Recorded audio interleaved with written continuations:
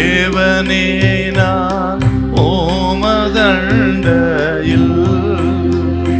இல்லோம் நெருங்கி சேர்வதே என் ஆவல் பூமியில்.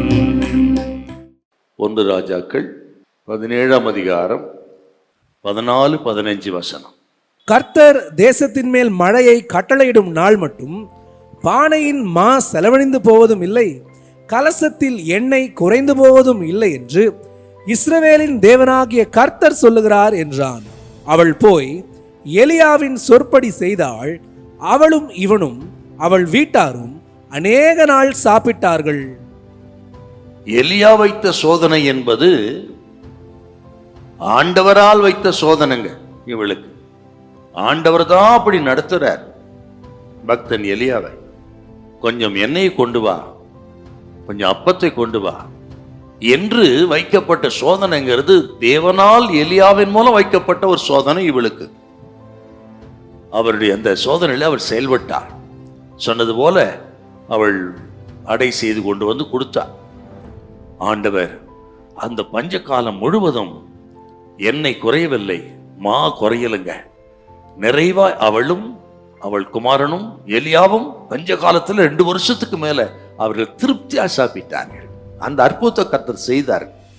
இதுல கவனிக்க வேண்டிய விஷயம் என்னன்னா, ஆண்டவர் இவர்களுக்கு அந்த 2 வருஷத்துக்கு தேவையான ஆசீர்வாதத்தை ஒரே நாள்ல கொடுத்துடல. அந்த 2 வருஷம் எப்படி நடத்தினார் என்று சொன்னார்.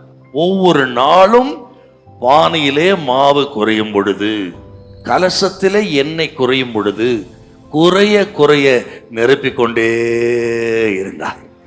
தினந்தோறும் நிரப்பினார். அதுதான் விசுவாசம். அதே எண்ணெய் கலசம் தான், அதே பானை தான்.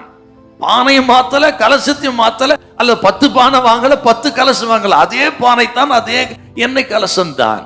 தினந்தோறும் எடுக்க எடுக்க எடுக்க நிரப்பிக்கொண்டே இருந்தார். அப்படி 2 வருஷம் என்றார். இந்த அற்புதம் எவ்வளவு மகிமையான ஒரு அற்புதம்.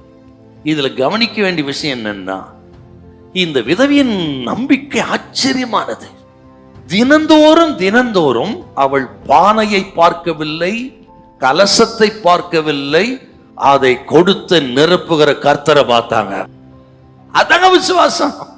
நம்ம பானையை பார்க்கிறோம், கலசத்தை பார்க்கிறோம், கொடுத்த மனுஷனை பார்க்கிறோம், அதை கொடுத்த ஆசீர்வாதம் அந்த வழியை பார்க்கிறோம், ஆளை பார்க்கிறோம், வியாபாரத்தை பார்க்கிறோம், மற்றதை பார்க்கிறோம்.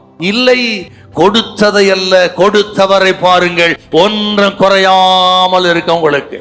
ஆண்டவருக்கு முதலிடம் கொடுத்து ஆண்டவரை சார்ந்து அவரை நம்பி வாழ்கிற தேவ மக்களை ஒரு நாளும் கர்த்தர் கைவிடவே மாட்டா. பொருளாதாரத்துல குறைவில்லாது இருக்கும், சமாதானம், சந்தோஷம், மகிழ்ச்சி நிறைவா இருக்கும்.